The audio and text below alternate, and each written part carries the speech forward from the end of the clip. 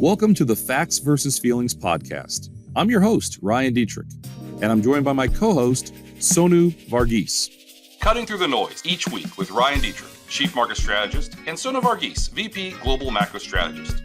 Taking out the boring and helping investors focus on what really matters.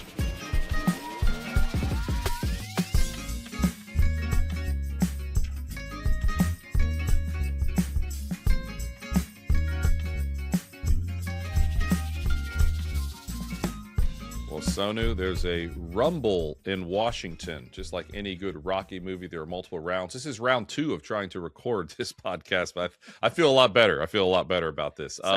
Welcome back, everyone. Episode 170 of Facts versus Feelings. Ryan and Sonu here, as always. Rumble in Washington. But before we go there, there's a lot to talk about.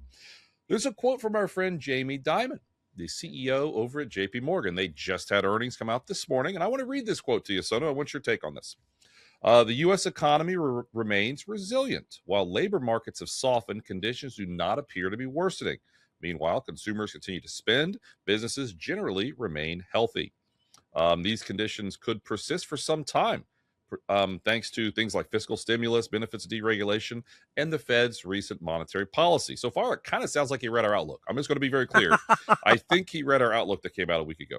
Now, there's always worries. He says, however, as usual, we remain vigilant, and markets seem to underappreciate potential hazards. He kind of has to talk this way. He's a bank guy, including geopolitical stuff, concerns, risks of sticky inflation, which CPI just came out, isn't so sticky, and elevated asset prices. You know, that's not quite like June 22 when he told us there's an economic hurricane coming. Fortunately, now maybe there's more quotes from him. You put a mic in front of Mr. Dimon, he'll give you what you want. He's very good. But what's your high-level thoughts on that? Because this is like the largest bank in the world, or one of them. I don't know, maybe close enough for government work. Maybe one of the most influential banks in the world, we'll put it that way, with one of the nicest buildings. You see that building, by the way, they're building in New York for JP Morgan? Yeah. It is, Are they done with that? Or I don't know. Have they moved in? Maybe I'm we'll not get an invite to go to. I was going to say, well, I know our buddy Brian Money here at Carson's trying to get us in there to record this very podcast. But anyway, lot there, Sonu, and I'm just so happy I can hear you. I couldn't hear you when we tried this the first time. I was like, what's he saying? I heard like you were moving with pixelations. You're back. You're 100% back. What do you think of Mr. Dimon there? I mean, he said it. Consumers are spending. Businesses are healthy. That's good for the economy. That's good for profits. That's good for the stock market. It's pretty much our outlook, right? Yeah. And I think there are some tailwinds too, as we talked about, last week on our episode. Thank you for all of you for listening to that. We got a ton of views across YouTube and downloads, Spotify, Apple, wherever you get your favorite podcast from. Hopefully we are one of your favorites. No, recommending it or anything like that. But yeah, look, do you think there's a tailwind from global economic activity that's coming? The tariff headwinds, hopefully, is behind us. We have Fed rate cuts. We'll talk about that, and we'll talk about Powell and the rumble in Washington, D.C. And we have tax cuts as well, maybe excess refunds, because a lot of the tax cuts are retroactive to 2025. So we have all these tailwinds. With respect to the consumer and JP Morgan as well, and the big banks, one thing, Ryan, I've been thinking about a tailwind we haven't quite mentioned is last year was the first time in about 5 years, a lot of people started making student loan payments again. Oh, okay. Right. So that was, and student loan delinquencies went up to the highest ever, 20%, because, a lot of people a lot of kids well, I call them kids. I'm 47. So if you're a 23-year-old, you're a kid, right? A lot of kids probably never had made payments in their life before after graduating from college, and they had to suddenly start. Right. And even in 2024, yes, you had to make payments, but if you didn't, you weren't reported to the credit bureaus. Last year, that changed. But now this year, I think that headwind, basically, that we saw last year from the resumption of student loan payments, that goes away too. Right. So I think, yet another tailwind, maybe, or lack of a headwind. I'll put it that way. Maybe not a tailwind, but lack of a headwind. Another good story with respect to the consumer, in addition to whatever Jamie Dimon is saying. Yeah, so I've got good news and bad news on that front, Sonu. So my wife, we've been paying her student loans forever. She's like a 20-year student loan. It's like I'm almost paid it off. I think I'm like $1,000. I can just pay it off, but whatever. I'm just why not? Like $180 a month. I'm like, it's like you're so used to doing it, like you just have to keep doing it. So I almost paid off Emily's, but that's the good news. The bad news? My daughter's going to be in college next year, so it's going to be even way more than $180 a month is what I'm gathering. Unless she grows. But like speaking of Unless she grows a foot tall and she becomes good at basketball or something, but I don't think it's going to happen. Speaking of inflation, actually, college costs, inflation, not costs. Costs have been going up, right? Like, and that gets to why people are upset because, nominal prices continue to go up, but the rate of inflation for college tuition has actually been coming down over the last several years. So college tuition inflation with overall CPI, overall inflation, that line starts to go down, right? Okay. So it kind of tells you that people's wages have been growing faster than college tuition. But anyway, prices are still going up. So hey, man, I will be in your, hopefully, if my kids choose to go to college, I will be in your shoes in about 10 years. Well, like I said, just... if they're great athletes, maybe they can get a scholarship or super smart. I mean, a little bit of both. But so let's see some other stuff here that we've got going on. The fallout of Washington. I want to talk about that. I guess. Well, I actually want to go there. President Trump versus Jerome Powell. I want to go there. So yeah, I'll set it up and hand it to you here. So on Sunday night, start getting some messages on Teams. The compliance is listening on Teams. It's an internal joke between us. Anyway. You get it, Sonu. Barry gets it. On Teams, we were talking to each other. And guys, sometimes we make jokes to each other. Nobody gets it. Nobody gets it, but it was on Teams. Hey, we're laughing. So. We think it's funny. And it's from Sonu, and he's just, Sonu sends tons of stuff. And I'm like, whatever, Sonu. Half the time it's like, okay, it's above my head. But he's like, oh, Powell's going at it. There was a video. Powell posted a video, and I thought it was interesting right around when futures opened on Sunday night. And he said something happened on Friday that we've never seen before. What did we see on Friday happen, Sonu? Yeah, so the Justice Department sent a grand jury subpoena to the Fed, specifically Powell, on Friday, threatening a criminal indictment relating to Powell's testimony and in front of Congress last summer, and specifically in front of the Senate, I believe. And this is about the central bank's renovation project, right? Remember Trump taking that tour of the Fed building, and he and Powell are going at it. They were at the hard hats. Trump whips out this piece of paper from his pocket saying, hey, here, see, the costs are about. And then Powell hits back saying, no, that's for a different project. Sorry. What's interesting, this indictment is not about the cost overruns. It's not about, oh, you spent more money than you should have. It's actually about lying to Congress. That's what the allegation is about. You can't do that? Feels like everybody does it. I don't know. Yeah, well, if you're in front of the Congress, that's a problem, right? Okay. So what was interesting is it wasn't the White House or reporters who broke the news. It was Powell himself. And for the Fed to come out and do something on a Sunday evening, usually that means markets are crashing, right? So it's serious business. So obviously this is serious and a criminal indictment. I don't mean to minimize it. That's serious. So that's why you got this video statement by Powell himself. And what was interesting is he didn't mince words or, when he read his statement, this is what he said, right? One highlight was, quote unquote, this is about whether the Fed will be able to continue to set interest rates based on evidence and economic conditions, or whether instead monetary policy will be directed by political pressure or intimidation, right? He basically said, look, these actions, this criminal indictment by the Justice Department, it's simply because he refuses to lower interest rates further as Trump wants. And they've lowered interest rates. They lowered interest rates 3 more times, September through December. Over the last year and 4 months, they've lowered interest rates by 175 basis points, 1.75%. But look, the president wants rates at 1%. He's not going to get that from Powell. Now, President Trump was asked about it, and he said he had no idea. I mean, listen, I don't know if that's true or not, but that was his quote. I mean, the truth is, I don't think, this is me, I don't have any information. I don't think it's going to go anywhere. I think it's just more pressure. I think there's are they really trying to get him to leave in May? Because we know, let me rephrase this. He's not going to be the head of the Fed. He can stay on the committee, though. Are they really just trying to push him out? Or you think this will backfire and he'll say, you know what, screw you, I'm going to stay? I mean, I could see that too. What do you think? I think it may backfire even in more ways than one, because that's what, look, he's out in May anyway. May 15th, he's done. Okay, May 15th, got it. May 15th, he's and he's gone as chair, right? Now, he can stay on if he wants. His term as a governor runs through 2028. And usually, Fed chairs who, their term expires as chairperson, they leave. They don't stay on, right? Right. And the odds, I would have said, like, oh, maybe Powell leaves. But now with this action, couple of things. I think it increases the probability of him, like, you know what, I'm going to stay and stick it to these guys, right? Plus, while this indictment is happening, there's a possibility, and no, I'm not a legal expert or anything like that. I'm an expert on, the Straits of Hormuz. No, I was kidding.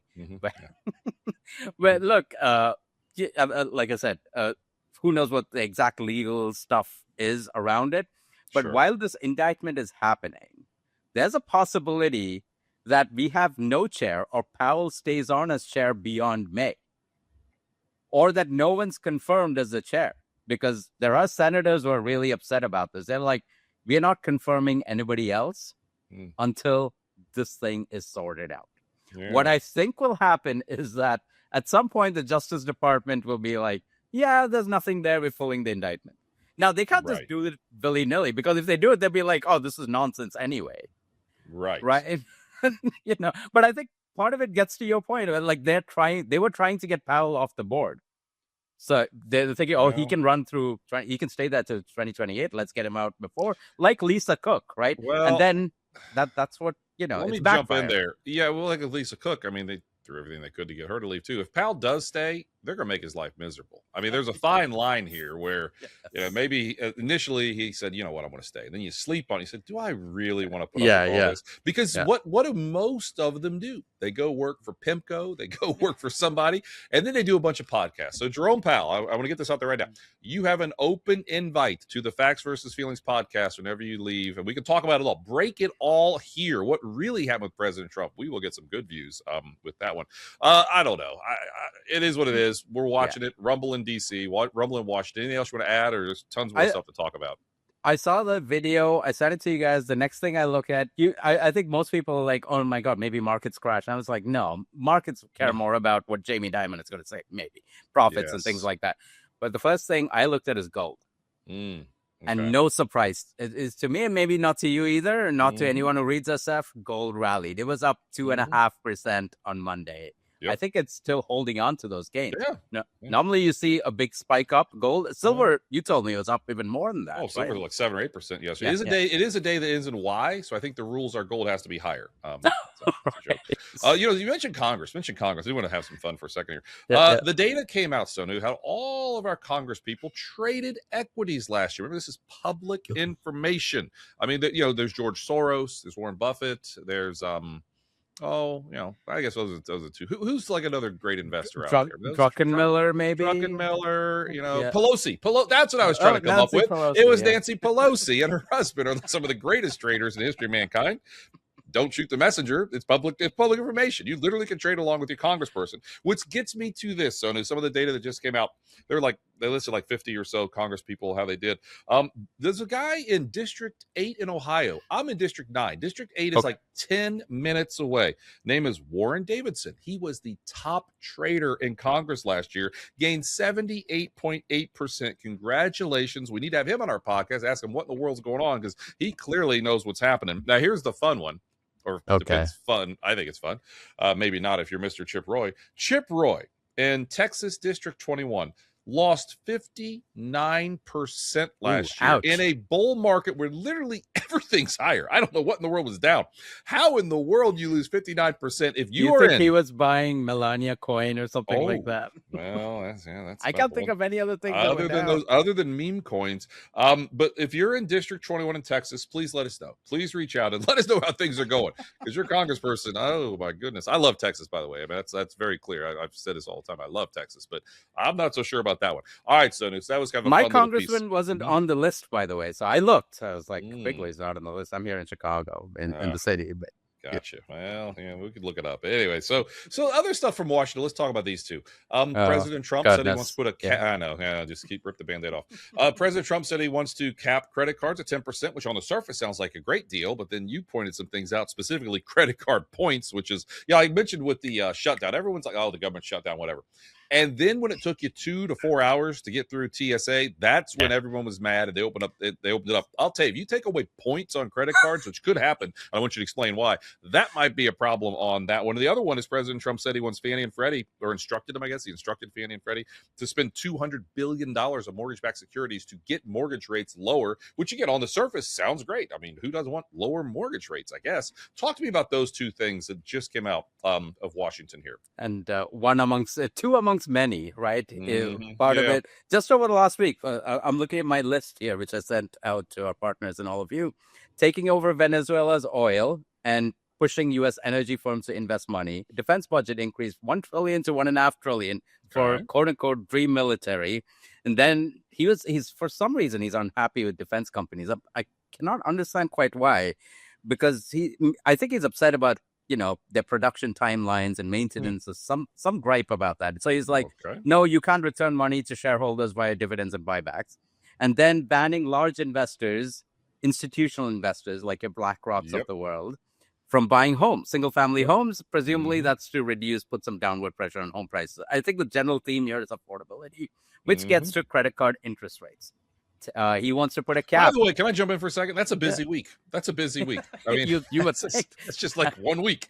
And that's how you know it's a midterm year. That's a good point. That's how you know it's a midterm year. It's all happening. It all happened in the first week of the year, right? Yeah. So, and I'm sure this is not more to come.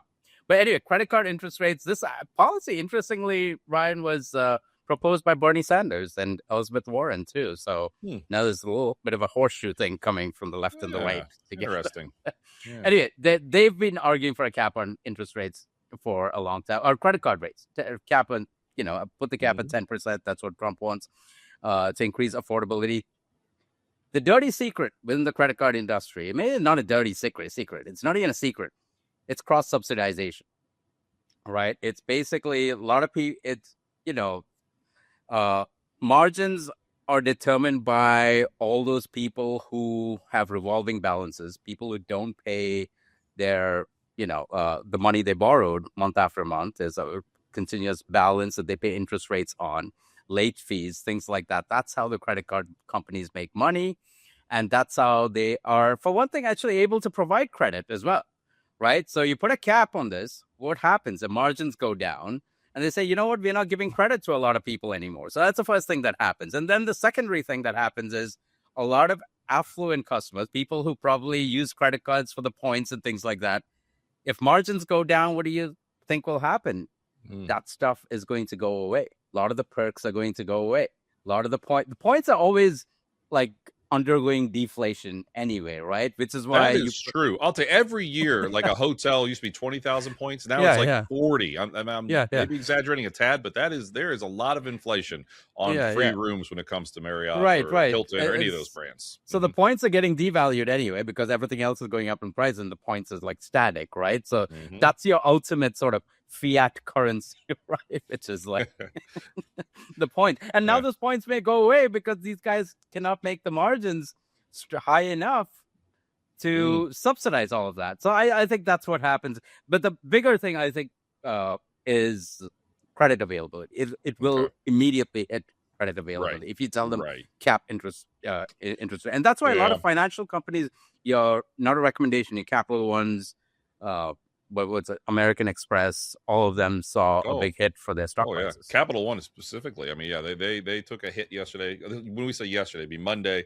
Financials in general were a little weak because of that. Any thoughts on the mortgage-backed security stuff? Yeah, look, the idea is mortgage rates are too high. It's about 6.2% mortgage rate, 30-year fixed rate mortgages. They want to reduce that to improve home affordability, but there are two pieces to this, right? Yes, no, this is funny because Trump was like, I am going to instruct my representatives. Right. I didn't know if he's allowed to do that or Congress had to agree. But anyway, he made it sound like he's telling them to do it. Like, even I'm a little vague here whether I feel like Congress has to get in, but maybe there's some way to, get around this. And the head of the Federal Housing Administration can go about and say, tell Fannie and Freddie, basically go ahead and buy $200 billion of mortgage-backed securities. Now, here's what's interesting. Like, put that in perspective. Fannie and Freddie, obviously they were a mess back in 2008, and they've slowly been digging out of that hole. They have about $173 billion in equity. So basically, Trump saying, use all of that, go buy mortgage-backed securities. But what is the impact of that? And in fact, markets price this. We saw the spread on mortgage-backed securities. So this is the spread to treasuries, right? That spread is part of why mortgage rates are higher than, say, a 10-year yield. That spread's compressed, right? And that's, what the administration wants. We'll see if it sticks around there. But the market is quick to, so the market's taking it seriously, right? They don't think, oh, this is like a nonsense proposal. They're taking it seriously, which is why the bond market's, really huge. If you think about the U.S. aggregate bond index, 20% of that index is mortgage-backed securities. The spread for the U.S. aggregate bond index fell to the lowest level we've ever seen since 1997, right? This is on Friday. That was partly because mortgage-backed security spreads also fell, right? Got it. But that, I think it was Mortgage Daily News said that the 30-year fixed rate mortgage went By down. the way, that sounds terrible to read, by the way. I'm the only one. Daily News? Gosh. That sounds I had to horrible. quote it. See, that's my life. That's my life. Oh, it's But terrible. They said the 30-year fixed rate mortgage fell to 5.99%.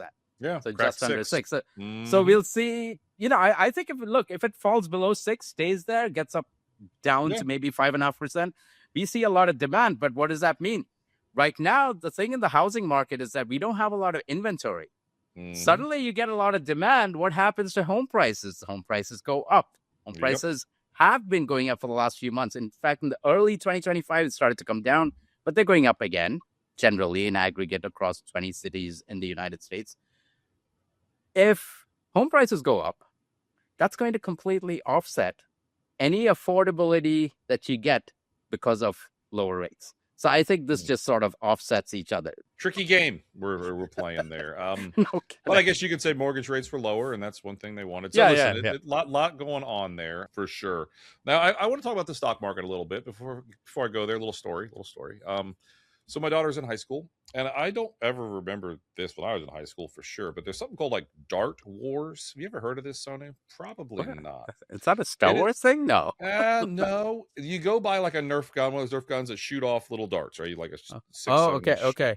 Oh, dart. And you have teams. And literally, like, so she's a senior. I mean, what is today's date? The 13th. Apparently by the 15th, they're supposed to get a lot of information on which schools accepted her and who's going to give what. So, most kids are finding out where they want to go. So, you have senioritis. You probably don't do a lot in the spring of your senior year because it is what it is.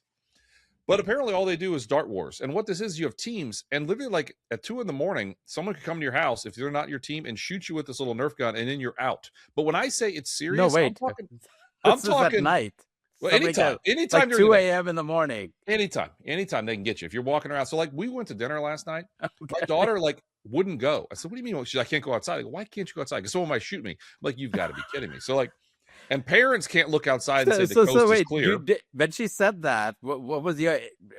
You knew she was obviously talking about. I know. There. Oh, it's all she's talked about. Because if my daughter tells me that someone's going to shoot me, I was like, "Wait, what are you involved in here?" Yeah, well, I'm fully aware because she's walking around with a Nerf gun everywhere she goes. But you can look it up. It's called Dart Wars, and it's apparently all seniors do, at least in Cincinnati, the second half of their senior year because they're not doing school anymore. Anyway, so there we go. Dart Wars. Let me know if you've heard about it. Daughters, my daughter is selling Girl Scout cookies. In case anyone is interested, I will. That's what she's involved in. So as opposed to I'm not telling you about the Dart Wars yet. My son may be more interested in that, but then we'll have a big battle within our house as well. My daughter's actually home today sick, so. Really? Anyway, she's selling Girl Scout cookies, and now it's no longer just those Thin Mints and things like that. There's Tagalogs, there's all sorts of stuff. So I'll put the link on the YouTube comments if anyone is interested. No pressure. I mean, these things apparently get shipped now as well, and you can donate them, all of it. Sonu, wonderful update. It's funny you just brought this up. At 9:01 today, I got an email from the Girl Scouts. Says my cookies are on the way. I bought some cookies from Sonu's daughter, and I'm gonna let you. I'll tell everybody what I bought. Yeah, I'm gonna tell you. Here you go. Thin Mints. How can you not? I bought 3 packages of Thin Mints at $6 a pop. That's $18. Something called Explore Mores. I believe they're the new ones. Explore Mores, I believe, are the brand new ones. There's new flavors, look chocolatey and peanut buttery and wonderful goodness. And something called Adventurefuls. So I guess I bought Adventurefuls. Yeah, those are good. Adventurefuls. So I bought 5 total, 3 Thin Mints, 1 Adventureful, and 1 Explore More. And like Sonu said, in the comments on the YouTube channel, he will post that. Maybe I'll post it as well periodically. So if you want want to help Sonu's daughter and just enjoy the good life of Thin Mints. Now, when you get Thin Mints, do you like to put them in the freezer? Do you Oh, I never subscribe to tried that. No, I didn't know Really? that. I didn't know that was a thing. So new. I just blew your So, mind. They are better. I'm a I don't know fan. how I to like- describe it. They're better. like Put Thin them Mints. in the freezer. Okay. Go ahead. All Yeah, right. I'll go do ahead. that. I'll do that. Mhm. I like the Samoas, so that's usually what Ooh. I go for. Okay. But the Thin Mints are. See, I just saw your eyes roll. I may yeah. put in a little order for Samoas, right? No, maybe not. I don't know. I think I'm done. Well, here's the problem. My wife, Emily, sent me a note yesterday. Like her two nieces, my nieces, her daughters, her sister's kids, they're selling them too. I'm like, oh my god, I just bought like 5 boxes. I have to buy more. I have to buy from the family. You're Sure, like of family. course. You're Yeah, my yeah, brother yeah, from another yeah, mother. yeah. Nonetheless, I have to buy these because so I've got more on the way now. It's like, oh no. Anyway, all right. What are we talking about? You can't get enough of Girl Scout cookies. Oh but, God, look at me, Sonu. I can get enough. All right, but prices haven't gone up, right? Last year I think there was Yeah. $6. This year there's $6. So there's a segue into inflation there for you. Well, if you told me how much is a box of Thin Mints, I'd say I don't know, $10. I don't know, but it's $6. So everybody help Sonu, help Sonu's family there, and sell some, buy some, sell some, get some cookies in you. All right, so Sonu, the market continues to go up. Let's talk about the market. Then we'll talk about the economy and wrap this thing up. We've hit 3 new highs the first 7 trading days this year. That's 42% of all the days hit a new high. Yeah, we're not going to keep that going, but that's just some fun with numbers there. Globally, stocks are going up. Gold is going bonkers. Silver is going bonkers. Feels like a repeat of last year. But I want to talk about for a second here about the first 5 days of the year. Let me pull up this data. It's the chart I sent Connor. We can put that up now. Any year is up on average about 9.6% random year, and higher about 72% of the time, right? But when those first 5 days are higher, Sonu jumps up to almost 82% of the time the year is higher, and the full year is up 14% average. So it gets better. I mean, that's pretty nice. When you're up 1% or more, we were up 1.1% this year, so a really good start. The full year is higher 87% of the time, and up 16% on average. Compared to when you're down on the year, it's like practically a coin flip if you'll be positive, and then up only quote unquote 1% a year. Listen, I get it. This is perfect. You should never blindly invest in one thing. We didn't see Santa Claus. We talked about Santa Claus. It was 3 years in a row. The Santa Claus rally didn't happen. It's the last 5 days of the year, first 2 of the next year. Now, we had a big comeback. We finished only down 0.11% during Santa Claus. So, this stuff isn't perfect, but, my Almanac Trader, my friend Jeff Hirsch over at Almanac Trader, his dad Yale is a guy that founded all this stuff and started the Santa Claus rally. He says you should look at the Santa Claus rally, the first 5 days of the year, and then how January does for more of a signal. Like if 2 of the 3 are positive, like last year, we didn't have a Santa Claus rally, I should say. But then we had the first 5 days positive, January positive. January's off to a darn good start this year. So we'll see. But I would still file this under the more positive than not, and interesting, and everyone likes to talk about it. First 5 days positive. What surprised you the most the first 5, 6, 7 trading days of this year so far, Sonu? Metals going mental. There you go. That's what's surprising. I mean, look, we've had some metals in our portfolios, so we won't give too much away. In addition to gold and silver, gold, right? Gold we've had it'll be 3 years on March 31st in 2023. Since the Silicon Valley bank crisis. So we've liked this stuff for a while, but I have been surprised by, metals going mental, metals going nuts, right? You look, aluminum, copper, all this is silver, gold. Of course. I mean, gold, I think there's this whole Federal Reserve thing, all of that in play. But I think industrial metals rising as much as they have and staying higher, right? It's not like they're going up and down and then it's just a whole bunch of volatility and the net gain is 0. No, it's not that. They're actually gaining. And then we get, today's inflation report, which they showed that inflation is softer. I think there's downward pressure from things like shelter, which is good news. And then I think the CPI is colored by the shelter stuff that happened in, what they assumed to be in October, which is basically 0% inflation for shelter. I won't get into the details of that. So the CPI data is going to be skewed because 44% of the core CPI basket is shelter, right? So what happens in shelter, is going to skew everything. But still, there was some other good news there with respect to, core goods, right, which are hit by tariffs. That inflation is coming down. Right. And so maybe the tariff impact is past and gets back to you were talking about momentum, right? Momentum is a tailwind, more so if it happens in January. And in addition to that, this other tailwind of, this headwind of tariffs is also going away, as shown in the latest CPI numbers, right? So I think, quite a few positives here. So let me jump in there. The time you and I are doing this, silver's up another 4% right now, up to $88 an ounce. I mean, pretty incredible. Gold's up again. 2 weeks ago on this very podcast, had my friends Chris Kimball and Scott Brown join for a fun discussion. Sonu, you were traveling for the holidays, and Chris has been a very big silver bull for a while. He's told me some targets. I'm not going to publicly share them, but let's just say it's still higher. And Chris has been pretty right. And so anyway, so there's some areas there to think about. I was going to say talk about something else. What was I going to? I guess I lost my train of thought there.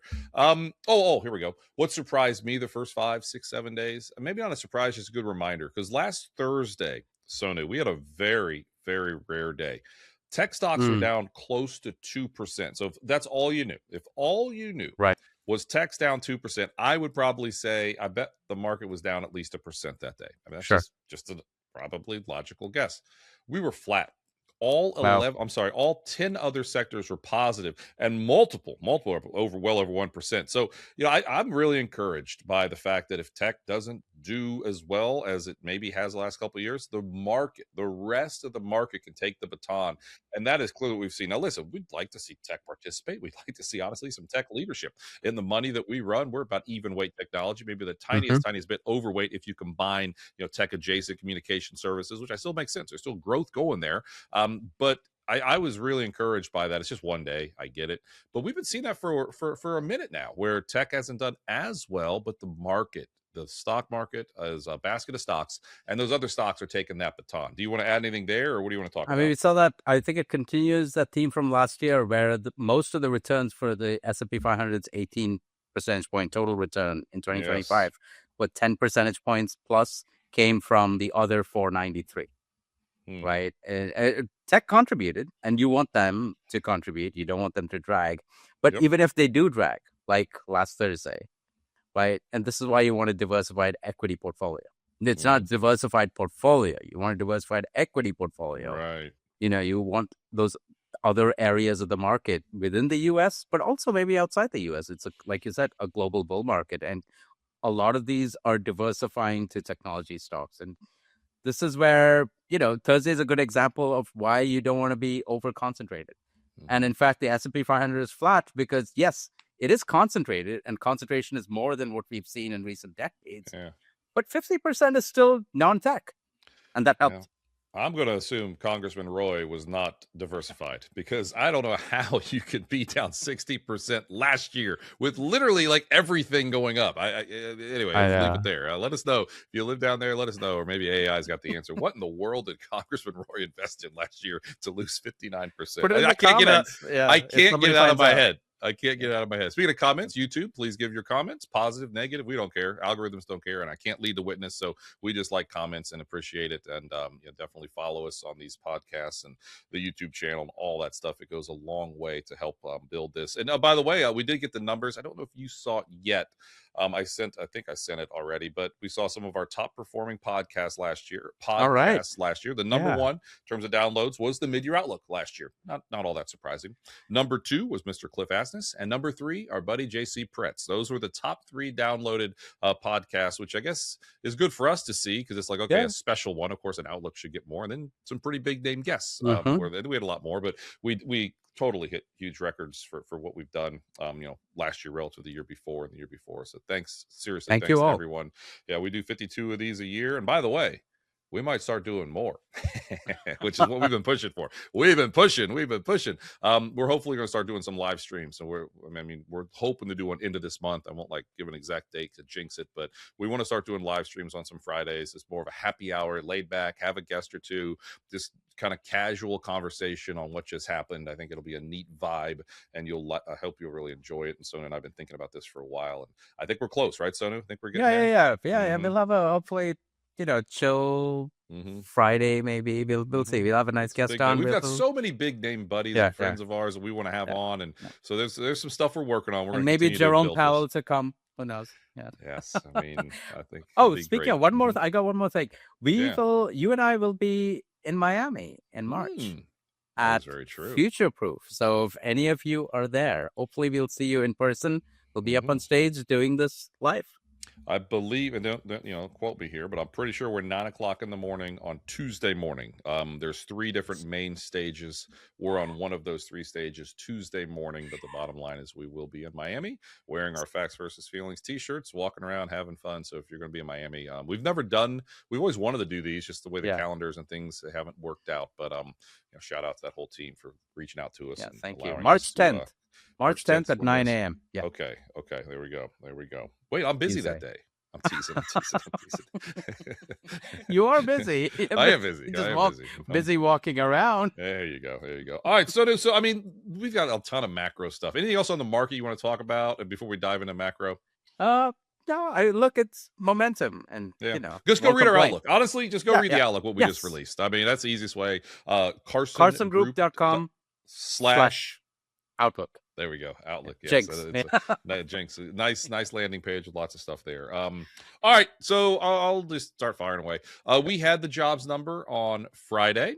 Came in a little less than expected. Sonu, you're going to dive in there. I'll just say a couple things that caught me. It's the first time we had back-to-back positive months. We've gone 7 months in a row of alternating up, down, up, down, up, down. So that right there tells you the labor market's not the best, because that's not a healthy labor market. So we're positive 2 in a row. Unemployment did go lower, but ADP, and sometimes I take the ADP data with a grain of salt, but ADP came out and said, hey, small businesses for the first time in 7 months had net hiring. Well, that's a good thing. The Challenger Gray, which has some flaws in it. I get it. It was like the best number for Challenger Gray layoffs in 17 months. Those are some little clues that all the all the trouble we had after the tariffs, all the immigration stuff that's going on is still going on. That really beat up, for the lingo of boxing, beat up and Rocky, beat up the labor market. Are we getting through the worst of that with some of these little minor positives out there, Sonu? I think so. I've actually been in that camp for the last 3 months. Okay. Since we got the last clean labor market report, payroll report that we got was September. And that was the August payroll report, because October we didn't get one because of shutdown. November we didn't get one. Finally, we got a couple in December. It was messed up because, data collection, it was delayed. So this is the first clean report, right? And we got it last Friday. This is for December. By the way, speaking of connecting back to DC, did you see that Trump leaked the jobs report Wednesday night? Well, no one did, but you pointed it out after the fact. But yeah, I think, yes. Basically, somebody gave him a chart and he put it up on his social media. He tweeted a total number of jobs created in 2025, and then a lot of people puzzle wait, he's got the numbers wrong, right? And there's always a contingent online who are those numbers are wrong, the administration's lying, things like that. But this is completely off. It's but then next day when we got the payroll data, we were oh, it makes sense, because once you include the December data, it all adds up. Now, you couldn't really do anything useful even if you managed to suss that out, because there were revisions. And that gets to, December payrolls, right? The economy created 50,000 jobs. Expectations are for 70,000. Now, you have some charts. Do you have any you want to specifically let Connor know to put up when we're going with this? Yeah, I'll put this. I'll do that. And private payrolls in December went up just 37,000. And we got revisions, Ryan. So combined October and November revisions. October revised down by 68,000. November revised down by 8,000. So combined, you got 76,000 downward revision. And you put it all together. The nice thing about getting December payrolls, now we have the full picture of 2025. The economy created 584,000 jobs in 2025. It shows, the 584,000 jobs created in 2025. That was the worst year for job creation since 2003, outside of recessions. 2008, 2009, 2020 was less than that, right? Payrolls grew just 0.4% year over year. That's a big slowdown. 2024, it was up 1.3%. 2023, it was up 1.7%. 2018, 2019, going back before the pandemic, it was 1.4%, right? And the real weakness, and this gets to what you were talking about, payrolls going up, down, up, down, up, down, since for the last several months. Connor, we can put this chart up showing monthly payrolls. The real weakness came after Liberation Day, no question. May through December, the economy created 93,000 jobs. Wow. That's 12,000 per month, right? The previous 12 months, May 2024 through April of 2025, the economy created an average of 150,000 jobs per month. That's going to be revised down maybe to 90, 100,000, but that's still higher than 12,000 per month, right? Now, there was a big drop-off due to government jobs being lost in October. That you remember that DOGE-related deferred resignation program. So Right. the federal government lost 174,000 jobs in October. But even if you look at private payrolls, it's been weak, right? Over the last 8 months of 2025, May through December, the private sector created 300,000 jobs. That's just 38,000 per month. And almost all of it came from healthcare. 447,000 jobs created in the healthcare sector. Leisure and hospitality was 173,000. So, Connor, you can put this chart up. Payrolls by industry. You see, out of that 300,000, healthcare contributed 447,000, which means a lot of sectors lost jobs. Construction is flat. Retail lost 51,000 jobs. Manufacturing, 72,000 jobs. And this is part of why, we'll talk about productivity growth too. And people are like, oh, is this because of AI? And I'm like, no. For one thing, productivity growth is still strong, as we'll talk about. It's Q3 data came out. It was really good. But it's running 2.3%. It's above trend, but it's not as strong as 2024, when it was running about 2.7%. And then my, thinking is that, no, this is not AI, because if it was AI, we wouldn't see, job losses in like the manufacturing sector and retail sector, right? I don't think the job losses in those sectors, construction being flat, I don't think that's because of AI, right? I think it's this economic uncertainty, weakness, things like that. And the good news, Ryan, so that's the bad news. Let me jump in. Let me just jump in for a second there. So you did note how prime age workers were up to 80.7%. Again, one of the highest levels we've seen in 25 years. But you shared a really cool chart along these lines of, if you're under 25 years old, your unemployment rate went up last year. But for everybody else and all the over 55s, not a lot of them are working. The more let's call them you can't call them old. 55 plus. HR older might yell at workers. us. You could say older workers. Can we say older? HR might not older like that either. workers. Older? Right? HR, he said it, not me. I'm calling him seasoned. HR, I'm calling him seasoned workers. I'm only 8 years away from that. Like, you and I both. Listen, you are older than me. You are older than me by 5 months. Exactly. I will never let you forget that. Anyway, but the reality is, you see that, you think, oh, gee, maybe AI is taking the jobs that you used to have someone for. But the bottom line, again, if you have a job and you're a little seasoned or older, you probably are doing okay. I mean, you want to dive in on that a little bit? Yeah, look, the unemployment rate actually went down. That's the good news. It went down in November, 4.6%. It went down to 4.4%. Okay. That's up from 4.1% a year ago. Okay. So it tells you a couple of things. The workforce isn't growing, which is why the unemployment rate isn't going up as much as you'd expect, given the weakness in payroll growth. So the economy is creating just about enough jobs to keep up with population growth. Okay. Right? If we had more immigration, I think the hiring numbers would be higher. This is mechanically what happens. But to your point, prime age, 25 to 54 year olds, employment population ratio, 80.7%. That is higher than at any point between May of 2001 and 2019. Tells you relatively more prime age workers are working now than in the last two expansion cycles. I don't see how you take that as anything but a good thing. Yeah. Right? Yeah. And then you get to, but why did the unemployment rate go up? And Connor, we could put this chart showing the unemployment rate by age. And that's because, people who started looking for a new job last year, whether they were laid off or whether they were out of the labor force or especially just came out of college, they had a harder time finding a new job. For young workers, the unemployment rate for 16 to 19-year-olds rose from 12.3% to 15.7%. What age was that again? Wait, what age was that you said? It was 16 to 19. Yeah, I can explain that. Explain that. They're playing Dart Wars. That is why they're not looking for a job. I have proof of this, okay? Because I see it. Back about a decade ago, I remember after coming out of the great financial crisis, people are like, oh, employment's not going up. And a lot of people are like, and I never bought this idea, but still, it was out there like, yeah, people don't want to work. They're lazy. They're playing video games. That's why the unemployment rate is still where it is, and the employment population ratio wasn't rising. But anyway, last year, 16 to 19-year-olds unemployment rate rose from 12.3 to 15.7%. Wow, for 20 to 24-year-olds, it rose from 7.5% to 8.2%. Right, so that's pretty much accounting for the entirety of the increase in the unemployment rate from 4.1 to 4.4%. Okay. For other Got cohorts, it barely rose. As you said, 55 plus workers, the unemployment rate went from 3.1% to 3%. Mm-hmm. Right? Yeah. So hiring's down. One good news last week, which was, I think, underrated, but I like to look at it, is quits. Quits picked up.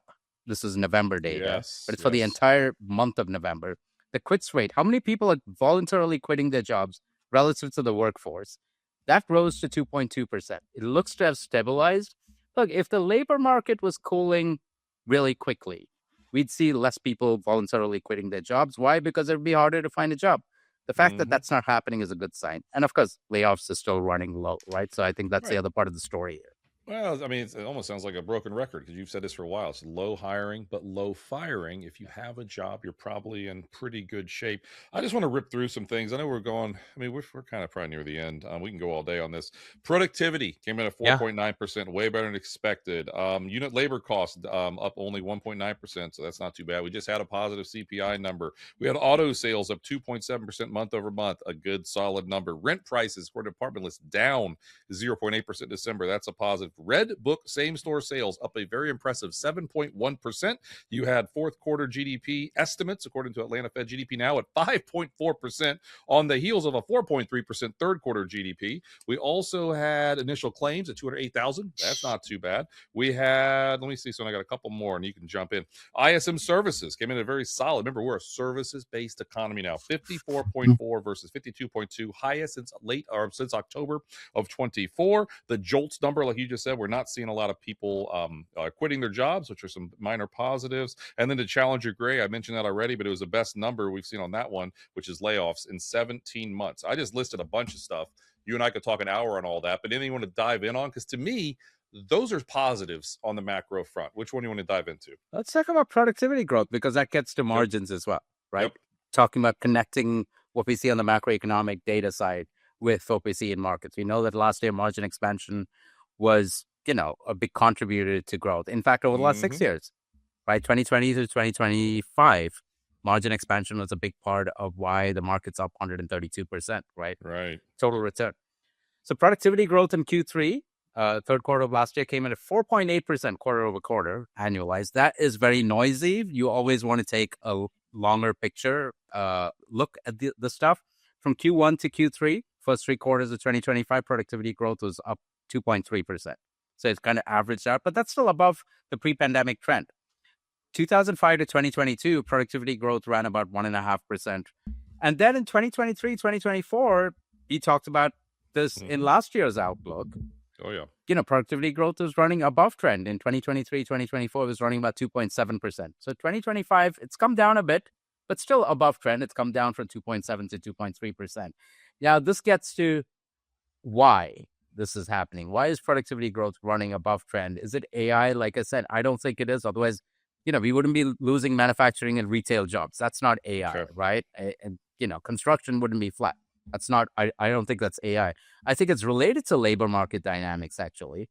I think the reality is companies probably overhired workers between 2021 and early 2023. And now they're like, they're just curbing hiring by attrition. So if people leave, they're not replacing them with new workers, right? And partly what happened in 2025 is you had economic uncertainty and policy headwinds. People were like, you know what, let's just cut costs here. That's why we boost margins, right? In addition to increasing prices a little bit. Now, what does that mean? If you're curbing hiring, your existing workforce is so much more experienced. It's more productive. Remember, new hires take a while to get up to speed. That's a cost, right? At least temporarily. But for a lot of businesses, it takes anywhere 12 to 18 months for new hires to get up to speed. And even then, you're not going to be as productive as, somebody who's been in the job for 5 or 6 years. So, like I said, it explains how firms continue to expand margins in 2025. And the thing is, inflation was also elevated last year. So real wage growth was actually kind of flat, right? It didn't grow too much. But that cannot keep happening. You cannot have productivity growth with strong margin expansion and weak real wage growth. At some point, weak real wage growth is going to translate to lower consumption, right? Which means companies can squeeze workers only so much. At some point, they have to pay higher wages.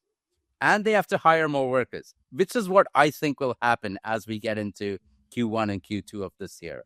Historically, look, productivity growth, whether it's 2023, 2024, or even the late 90s, you saw margin expansion and strong real wage growth, right? So last year was a little weird, but I don't think that continues. I think, I take the glass half full look. You're going to get productivity growth, but you're going to get strong real wage growth. Nice. As inflation eases a little bit, hiring also strengthens. And I think you get margin expansion. Well, no, some good stuff there. I was just looking at some numbers while you were talking there. I've always heard that, the revenue per worker over at Meta is impressive. According to my quick little search, you're talking over $2 million revenue per person just at Meta, which is like one of the largest, not surprising. And then our friends over at Bank of America, let me read this correctly, the U.S. Equity and Quant Strategy team, they've got a really some cool data. They showed that the S&P 500, it's the S&P 500's revenue per worker jumped to the highest level ever, and it was in a 15-year sideways range. You saw big jumps, and this is not shocking. It's just kind of neat to go through history. In the the mid 80s, PCs, you saw a higher jump revenue per worker back then. Then, of course, the internet browser boom in the late 90s. We had mobile data start to take over about 20 years ago. Then, of course, cloud services about 15 years ago, Sonu. And then just recently, the last 2 or 3 years, seen another big jump in revenue per worker, the most ever. So if you have more revenue per worker, you're going to have some probably net positives overall. And again, I think that's just something to be aware of. So no, we've probably gone plenty long. What are you looking for this week, or how do you want to wrap up this week's podcast? No, maybe monitor Trump's social media posts. We just got inflation data, so I'll just get my head wrapped around that. And, CPI is a little messy. I will wait for PC, but we're starting to get some data on the housing front, which we haven't gotten since September. So it's been, and housing's been a drag, right? There's a lot going on. It's an important sector, even though it's only about 4 or 5% of GDP. But we'll see what happens, especially now with, Trump's new proposal I don't know, he's telling his representatives to buy $200 billion of mortgage-backed securities. So, I think interesting things happening on the housing side. If housing starts to improve, hey, that's another tailwind, even if it's temporary. And I'll be honest, that's one that we haven't really talked. I haven't had too many people hear about, housing. You kind of get so beat up by it, you just kind of ignore it. But it's like that's one that maybe is out there, right? That no one's talking about. That could be a potential positive, even more of a positive driver as we ride the wave in 2026. So I guess I'll sum it up like this: it's still a bull market. We've had a heck of a run. We're still pretty optimistic. We're just going to keep doing these podcasts every week. People keep coming. We'll keep doing them. I haven't really done full disclosure. Maybe I'll keep myself honest on here. Remember, I mentioned I have tennis elbow. I was diagnosed tennis elbow. My elbow's not hurting as much, but I really haven't been doing the exercises either. So, Sonu, on this podcast, we need to yell at me to make sure I'm doing my exercises. Exactly, do my exercises. Everybody, thank you so much, Sonu. Good discussion. A great discussion as always. Great discussion. And earning. That's what I was going to say. See, I just kept jibber jabbering until it popped in my head. Earnings season. That's what I'm looking forward to. We're going to dive into earnings season the next several weeks. It's obviously very early, but a lot of financials are going to be having earnings by the time we meet next week. We'll dive into what earnings season looks like. We'll see everybody at that time next week. Enjoy. Definitely check out last week's, if you haven't had a chance, on the 2026 outlook. We'll see everybody next week. Thank you. Take care. Information provided on Facts versus Feelings with Sonu Varghese and Ryan Detrick are for general information only and are not intended to provide specific advice or recommendations for any individual. The statements and opinions of show guests may not be reflective of CWM, LLC, or its affiliates. Past performance is no guarantee of future results. All indices are unmanaged and may not be invested in directly. Investing involves risk, including possible loss of principal. No strategy assures success or protects against loss. To determine what may be appropriate for you, consult with your attorney, accountant, financial or tax advisor prior to investing. Guests on Facts versus Feelings are not affiliated with CWM, LLC.